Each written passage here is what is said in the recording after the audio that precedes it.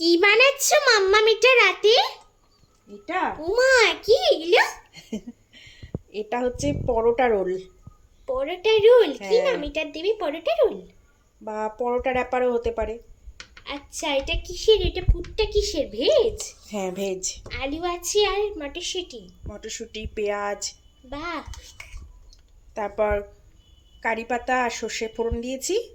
আচ্ছা আচ্ছা, এবার এটাকে গোল করে দেবে নাকি? হ্যাঁ, ওপর মেয়োনিজ দেবো। ও বাবা, মেয়োনিজও আছে? হ্যাঁ। কখন বানালে এসব? এইসব ওই আমার একটু ইচ্ছা করে মাঝে মাঝে নিজের মতো কিছু করতে। আচ্ছা, বাহ।